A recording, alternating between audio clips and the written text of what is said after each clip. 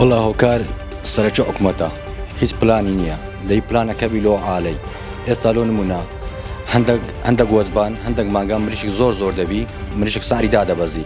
هەندێک جاری مریشک زۆر کەمە کیلۆی دەستە 4000 شتەکانیش هەمووی بەعام گران بووە هەمووی دوقات و سێقاتە ئەوە مردنیش لە لایەکی هەموو شتەکان لۆ نمونە عالەم جاران بە 3 وەرەقەونی بوو ئێستا بیتە 1,050,000 تەنی گاز لۆ نمونە جاران بە 150 دیناری بوو ئێستا بوویتە 1200 دینار ئەوە دەرمانی $3 بوویتە $6 دەرمانی $6 بوویتە $12 هەموو شتەکان بە دوقات و سێقات گران بووە لەسەر ئەوەش هێشتا نرخی مریشک لە ئێستادا ڕووی لە دابەزینە لەسەر ئەو گرانی شتن لەسەر ئەوە هۆکارەکەی ئەوە مریشک زۆریە و بێپلانی حکومەتە حکومەت دەبی لە بەرژەوەندی خەڵک و لە بەرژەوەندی خاوەن پرۆژەکان دەبی سعرێکی دانێ کە نە خەڵک زەرەرمەند بی نە خاوەنداوازنەکان زەرەرمەند بن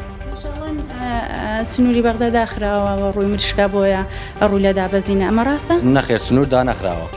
سنوور هیچ دانەخراوە سنوور ئێستا کراوەیە بەڵام مریشکەکە وەندە زۆرە ئەوە هۆکارەکەیە باشە بۆ نمونە ئێوە لەم جارەیە چەند زەرەر و زیان بەیەوە دەکەوێت ئەگەر نرخی مریشک بەو شێوەیە لە دابەزین بێ ئەگەر نرخی مریشک بەم شێوەیە بێ 150 زەرەرە 150 خاوەن پرۆژە زەرەر دەکات یعنی هەر خاوەنکێریەکیش بەلەوەر بۆ نمونە چەند زەرەر و زیان دەکاتن پێ نارێم 150 زەرەر دەکات لۆ نمونە ئێستا خاوەن پرۆژە هەیە 100 ملیۆنی زەرەر کردووە 100 ملیۆن دیناری زەرەر کردووە بە بەڵگا باش ئێوە نرخی 1 کیلۆی مریشک لەسەر ئێوە تێچووی چەندە؟ نرخی 1 کیلۆ مریشک تێچووی 2700 دینارە بێ ئەوەی کە هیچ مریشکە لێ بمری بەسلامەتی دەربەچی لەو زروفەش بەسلامەتی لێ دەرناچی ئێستا نرخی چەندە ئەی؟ ئێستا نرخی 2000 ئێستا 1 کیلۆ ئەگەر بێ مردن بی 700 دینار زەرەرە 1 کیلۆ بێ مردن